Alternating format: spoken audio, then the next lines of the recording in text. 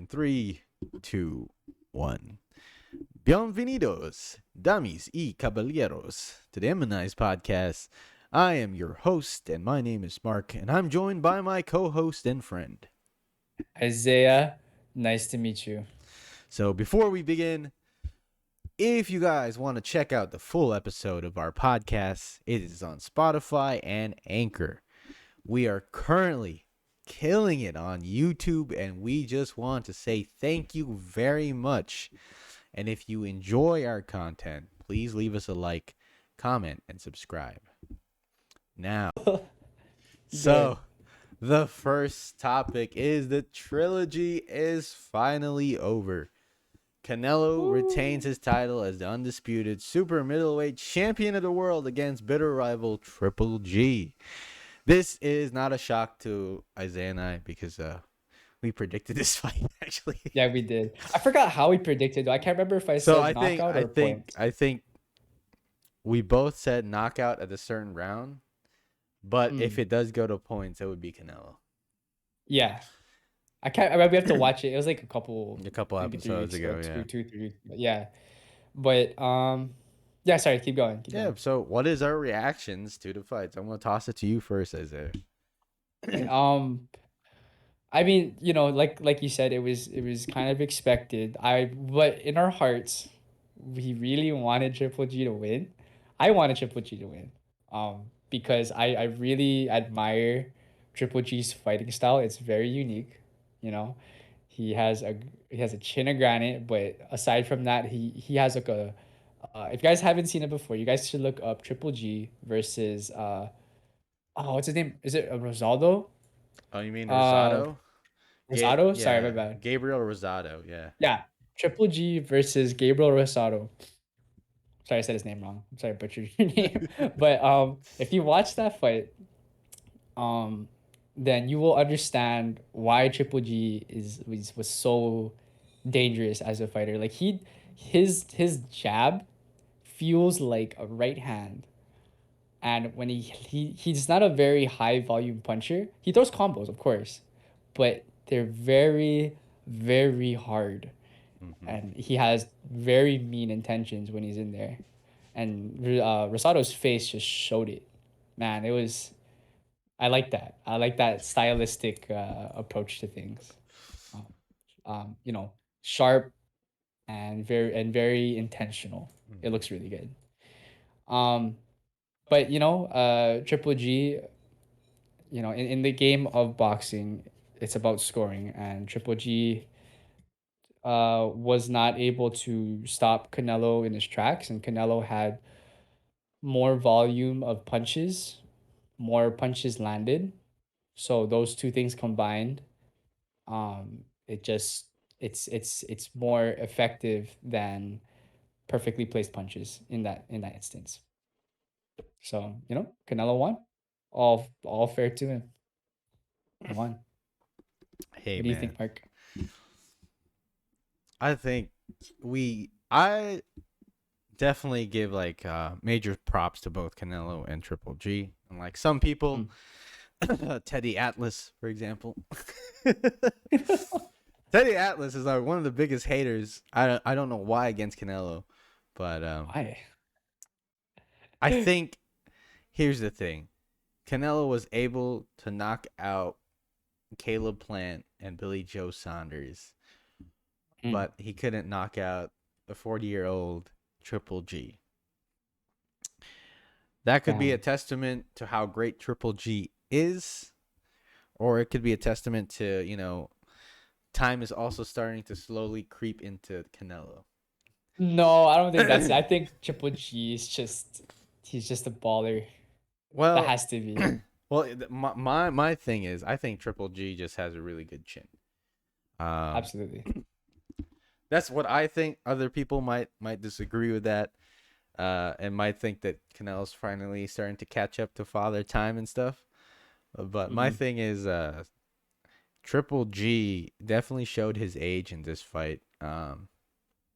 He didn't throw any combinations throughout the first 6 rounds. And the only time where I could definitively say that Triple G won that round was like round 9. Round 9 was when he started throwing combinations. He caught Canelo with a few uppercuts. He caught him with a few left hooks, and he caught him with a few right hands. And I was like, oh, it's time. It's drama show time. I was like, oh, Triple G might do it. But his legs started to, give way, and Down. it's just not the same anymore when you get to 40, especially in the combat sport. 40 years old in boxing, man, that's Oh yeah. old. That's old. Oh And man. Triple G, to his credit as an offensive fighter, right? I agree with Isaiah. He has that really like hard jab, but I think we can agree that Triple G is not like a defensive maestro. He does get hit. No. He does get hit. So He So I does. think it is it's catching up to him. Getting hit all those years from Canelo to other power punchers in the past has finally caught up to him, and the results from the fight. Some people find it kind of crazy that Triple G won more rounds than he was supposed to, but you can argue based on the perspective of where the judges are, right? Mm. We have the ability to watch it at home where we can see replays and we can watch highlight clips and watch all these other things while the judges are sitting right next to ringside in like different corners of the boxing ring, and they see it from different perspectives, and that's why they have three of them to judge the fight. Yep, they have um one per angle. yeah, and the thing is all of them gave the decision to Canelo. So Yep. I don't know what the complaint is. They're like, yo, Triple G's not supposed to win all those other rounds, but Canelo still won at the end of the day. He Mm. won definitively. It was a unanimous decision, and he won. To me, uh, I would like to see a knockout, but I wouldn't like to see a knockout of Triple G. Yeah, no, that would kind of break me a little bit, I think. Yeah, but it was still a good win. It was a good win Yeah. for Canelo, and what was really touching though was at the end both guys hugged it out. I was like, Mm. respect. Like they hugged it out. They were shaking hands. They're like putting each other's like shoulders on one another. They're like, this guy's great. This guy is great. Fucking Mm. those rah rah moments. I was like, ah. The rah rah moments. I was like, that made me smile. I was like, at least they acknowledge that the rivalry is finally done, and they're Yeah. happy with it, and they let it all go. And I was like, nice. Nice. So I think Triple G should like fade away into the sunset. $25 million and do some exhibition fights or something like how Mayweather is. oh, that's not what he It's, said though. that's not what he said. Oh, No, after the fight, they did oh, interviews, and Triple G was like, "I still have three belts at 160. I'm still going to fight." And I was like, "Ooh." oh man. Triple. Okay, okay. We're gonna talk about this later. The section that we have specifically for this. hmm But Triple G is. I'm gonna tell you right now, buddy. I may not be at the level that you are, Yeah. but I think from an outside perspective, it's a good time. It's a good time. It's a good time. so Still have uh brain cells. so like the next follow up to that is who's next for Canelo, Who would you like to see fight Canelo next year after his left wrist surgery? So he Oh, does have he said that he had a tear in his wrist somewhere. mm, It was from like the Caleb Plant fight, wow. and it's been bothering him, and he's gonna elect to get surgery, and he won't be fighting anytime soon. He said he'll be fighting sometime in 2023, so next year. Mm, But the okay. question is, who would you like to see him fight next, Isaiah? Well, I mean, my obvious pick is uh, I want him to fix his wrist, tune up fight, and then Bevel. Because that's the one of the only fights that he's lost, and I want to see. how Canelo deals with this kind of adversity and change. Mm-hmm. Because if everyone remembers, right, Bivol had a pretty definitive win over Canelo. It wasn't a knockout or anything, but it was unanimous. Yeah. And everyone was trying to figure out what Canelo could have done better. And obviously, someone like Mike Tyson said, like, made a video about it. You said just use your jab more, keep your right hand up and use your jab more, move and use your jab more. Right, that was like the big word: use your jab more. Um, because Canelo was fighting a different kind of game, not a lot of jabs, but mainly trying to get in closer by blocking, and then once he was in range, he would throw like really hard body shots or hooks that tried to go around the guard, but it didn't really work. So I want to see what kind of stuff that he would add to his toolkit or change in his toolkit to go against the higher challenge, which is Bivol. That's my pick. Mm-hmm. What do you got? My pick is there are like a bunch of other people in Canelo's division Mm. that he should fight. One of those people is David Benavidez. Oh, David oh, Benavidez is he's a volume puncher. mm, He throws a lot, and he's like, I think he's around like 6'2", 6'1". He's a pretty tall, lanky fighter. His style of fighting is very brawler. He stays in the mm, pocket and he throws combinations. Um, and I think that would be a good fight for Canelo to take, especially for next year, because a lot of people want to see that fight. Um, some people in the boxing circle do not want to see him fight Dimitri Bivol because everyone thinks that Bivol's gonna win again. But he might, yeah. my thing is, I think Canelo came into that fight with a wrong game plan because Bivol wasn't the type of fighter that's gonna stay there on the rope and for Canelo to Nope. just throw hard punches. And but my thing is, I would want to see him either fight David Benavidez or the one and only Sergey Kov. No, Better BF.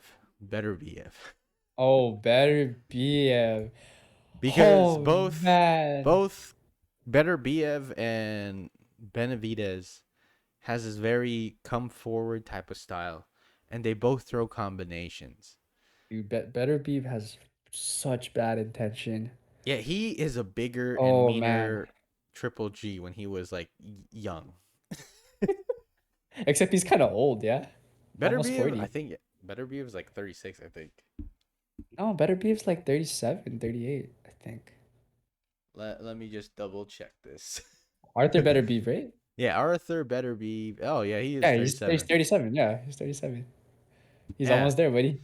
Yeah, but I think he's still Oh, dude, he's he's pretty good. he's so dangerous. I would love to see Oh that fight man. between Canelo. It's between those two. I'd be Mm. happy with either or. I think I'd be Benavidez or Beterbiev.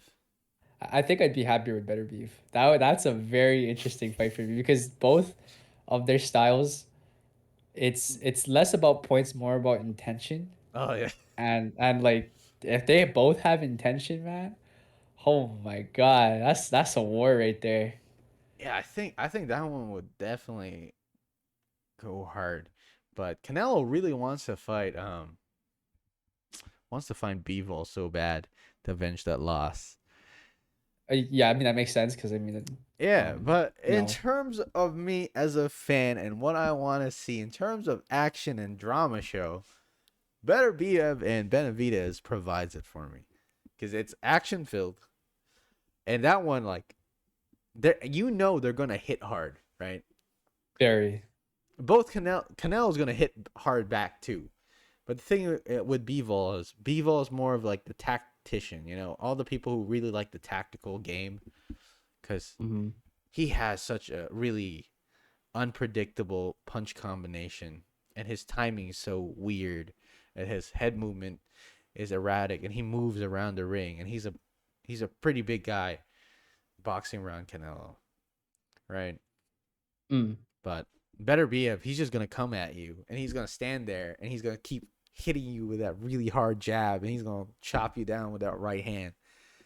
And Mm. then Benavidez is just gonna throw combinations and push you back. So I think it's gonna be a Yeah. fun fight to watch for me if it's Benavidez or Arthur Betterby. I want Rather. better beef. I want better beef. I know that's a more dangerous fight, Oh yeah, it's but I want to see it. absolutely really dangerous. That's oh dude, they're so dangerous. Both Canelo and better beef have like They got a dummy power. they have reputation for that. Oh, That's absolutely. scary. Thank you guys for listening to the M&I's podcast. If you enjoyed our content or have anything to say about the things we talked about, please like, comment, and subscribe. For sure. We're improving every day, and we always strive to bring you the absolute best. See you guys.